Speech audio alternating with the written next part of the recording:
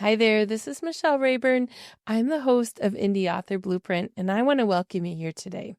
This podcast helps you with the tasks that come after the writing when we think about publishing and the steps involved in that with your indie author project. But there's some things that I want to talk about that are also related to the writing process that I think are important for you to know. So now that I've covered in some of the episodes the basics, I've talked about the steps to publishing, gone through some examples of that, I want to get into some specifics that really make your book stand out from among other self-published books because of what those books are missing. And today I'm going to talk about one of those. This episode is all about footnotes. So let's talk about that.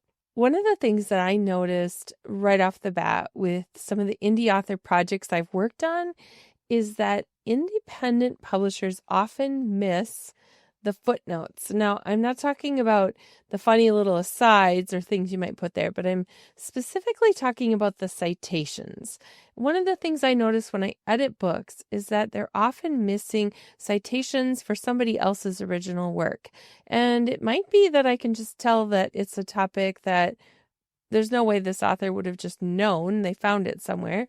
Or it might be that there's a mention of somebody, but there's not an actual way for the reader to get there. So there might be a mention of a book or a resource, but the reader doesn't, would have to dig, wouldn't know how to get to that. So what we want to do is provide our readers enough information that they can always find the source that we used. So if it's the internet, we're giving a link. If it's a book, we're giving a page number. We're not just giving the title of a book. Because imagine how frustrating it is if they find a really great quote or some information in your book that they think they'd like to dig into more, but they have no idea where you found it. So they have to flip through a book and try to figure out what page it's from. The other thing I've also noticed is people put things in quotes, and sometimes it's not an exact quote. They're paraphrasing and they don't indicate that. So I go searching on the source and I can't find the actual quote. And then I'm wondering, well, I can't requote it because it's not accurate. So you want to make sure whenever you're quoting another source that you do your diligence. Make sure that you're quoting accurately. You're not changing the words at all. Or if you're paraphrasing, you indicate you're paraphrasing, or you don't put it in quotes.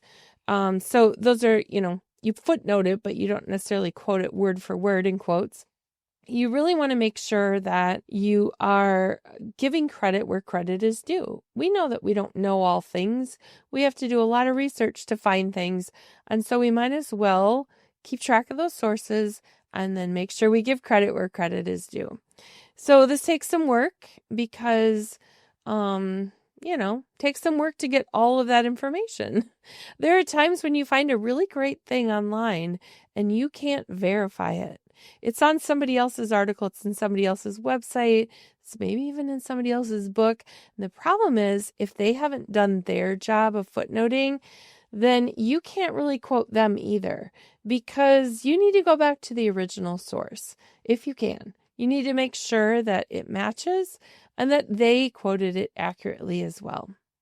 Let's start with the basics. If you're writing nonfiction and you reference any source, whether it's a book, an article, an interview, a blog post, or a report, even a social media post, you need to cite it. And footnotes are one of the cleanest, most professional ways to do that. Now, a lot of indie authors assume that if they're not writing academic texts or research-heavy books, that they don't even need footnotes, but that's not true. And the other thing that I've noticed is that they sometimes want to follow the research paper format of putting in like the last name of the author of the source and a page number or something, and then they want to make a bibliography list. Bibliography lists are for when you consult a source, but you didn't actually quote it, and so you might just keep a list of that, and that'll be in the back of the book. But footnote citations are actual resources that you have used, quoted, significantly borrowed ideas from. And so those need to be handled as footnotes, and the formatting is different. So you'll see examples of bibliography when you go looking out there, and then you see examples of footnotes. And if you are following the standards for book publishing, then you will be for sure looking at the Chicago Manual of Style as your source. So in the Chicago Manual of Style, you'll see that there's numbered citation examples and bibliography.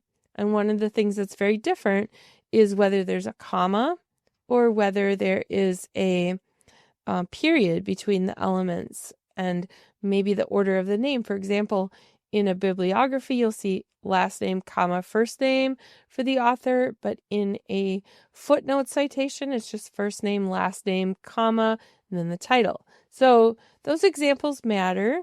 And so before I get to the end here, in case I forget to mention it, I have put together a free tutorial that I give to my clients that I'm going to be giving to paid subscribers to Indie Author Blueprint. And this is some examples of what a footnote should look like. And then you can consult that and follow that as an example. Look at how there are commas, what's in italics, what's in quotations, how a URL to a hyperlink is handled. So you can look at that. So that will be available for you if you're a paid subscriber. Okay, so let's talk about what happens in traditional publishing. Editors and fact checkers will help ensure that these citations are checked, they are accurate, and they're formatted correctly. As an indie author in a self-publishing aspect, you are responsible for that process because you're the publisher. And so what you want to do is make sure when you hire an editor that they are checking your sources. This is something I do when I edit people's books. I click on the link. If it's missing, I send the author a list and say, we need some citations here, and I want you to work on that so that I can edit those for you. You will want to have your editor check to see if you have quoted it exactly. I do this with Bible verses as well in Christian authors when I'm working with them, but I also look at when you quote something, if I can. If I don't have the book in my possession, I can't see if you quoted it exactly. But if it's an article or something that I can find online, I do look to see, did you use the exact punctuation that was in a piece that you quoted? Because you'd be surprised, or maybe not surprised, at how often that's an issue. I see it all the time when I'm working at editing where authors have not kept track of where they got their stuff. And they know they got it from a Psychology Today article, but they don't know which issue. They don't know the name of the author.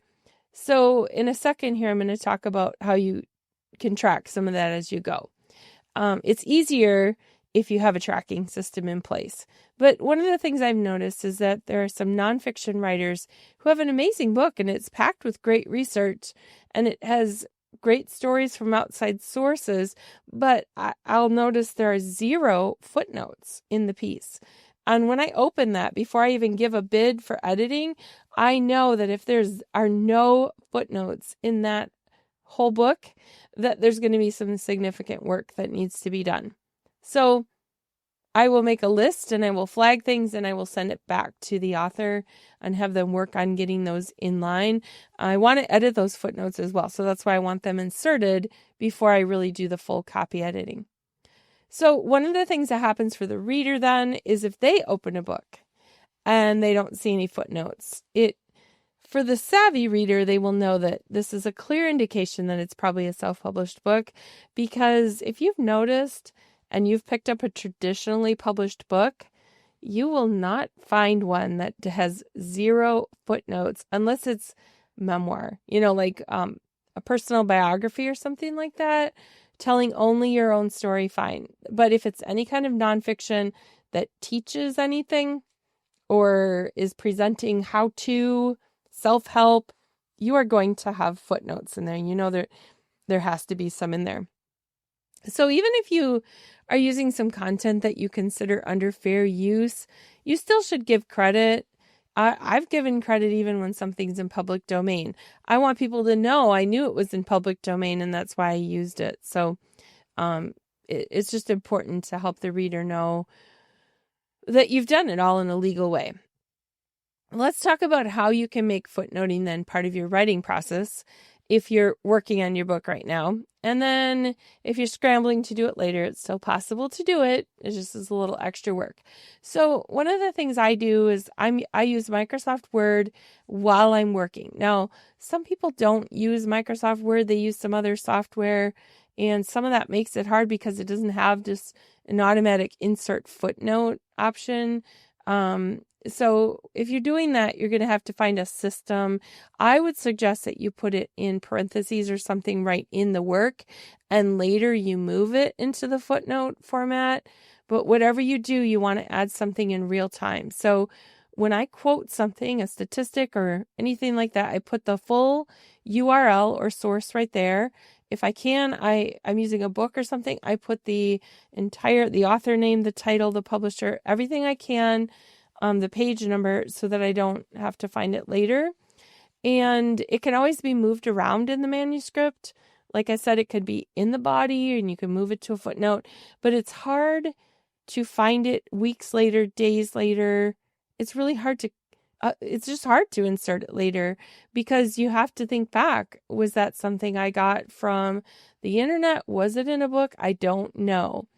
And if you plan on going back and cleaning up your formatting later, having that rough footnote in place is crucial because you have the source and now it's super easy to do the editing and get it in the right format. Now, if you're using something like Scrivener or some of those other tools that people have, it doesn't always pull things in. Like when I get into the design phase, I'm using InDesign, and so I have everything by then into one big Word document. And so with that Word document, I can switch it from footnotes to endnotes, super easy. The same thing in InDesign. But if you're working with a program that doesn't do that, then be sure that you put it in the text. And if you're using something that has like what's called a citation, which Microsoft Word has this as well, where there's like you can insert a citation and it makes like a little link and a box text right in your right in the text where you're writing. I highly recommend you don't do that because those have to be moved and removed later. So they're great if you're doing a research paper or you're writing your dissertation and you have to have a whole different format with bibliography and everything, fine. But nonfiction book writers are not using that kind of thing. So don't use the citation insertion, but use references. And when you're in Microsoft Word and you click on references, you will see it has insert footnote. So that's what you want to do. When you click on references, ignore the insert citation. I know it looks great because you can pick APA or you can pick Chicago Manual of Style and you can create a bibliography from there. But in the book world, that just isn't practical. Trust me. I know it's like sounds super crazy that I'm not following that tool, but it's important. So a simple system is good, and you want to keep a master list if you think that you're going to need to refer back to some things multiple times. But if you keep everything in just the footnotes feature in Word, you can very easily turn them into endnotes temporarily, copy and paste that whole list, and then you can turn them back into footnotes, or you can edit them all as endnotes. And here's why that's also helpful. Because if you have repeating ones, let's say you use the same book 6 times, you're only going to give the full citation once. And then the Chicago Manual of Style recommends that you do a shortened one, like the author name, the title of the work, and the page number. And so if you don't remember how many times did I use that one, editing them all as end notes is one way of doing that. And then you can always turn them back into footnotes.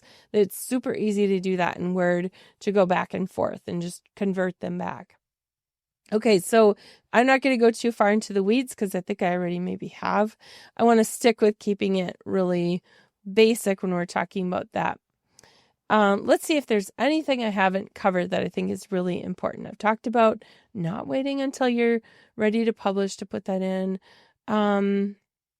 Okay, I think I have covered everything here. So one of the things that I want you to do is grab that resource where I talk about those examples, because I'm a visual learner, and when I see how somebody did it, and I see an example of a magazine and a website and a blog and a book, then I can just copy that. And I highly recommend that you buy the Chicago Manual of Style. But if you're not investing in that right now, and you're not using any other source like that, this will be a good place to start. Okay, so if you have questions that come up, be sure to ask them on Indie Author Blueprint on Substack, because I would love to chat more about footnotes. When you get to the publishing phase, it's important for you to have a system for where they're going to go.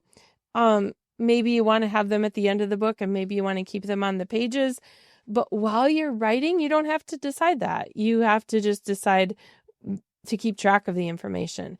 And then when you get into the design phase, you and your designer will decide where you're going to insert those when it comes to how the finished product is going to look. So if you found this helpful, I encourage you to share it with another nonfiction writer, and I encourage you to share a link to the Substack post as well. I have lots of information on there. Some of it's totally open and free for non-paid subscribers, and some of it is behind the paywall. I save the content that I give to paid clients and put it behind the paywall, since once you subscribe, you basically are one of my paid clients. So I encourage you to do that. It's only $8 a month, and you get access to all the new content and all the old content I've made before. All right, thanks for being here. I hope you have a great day, and I'll see you next time.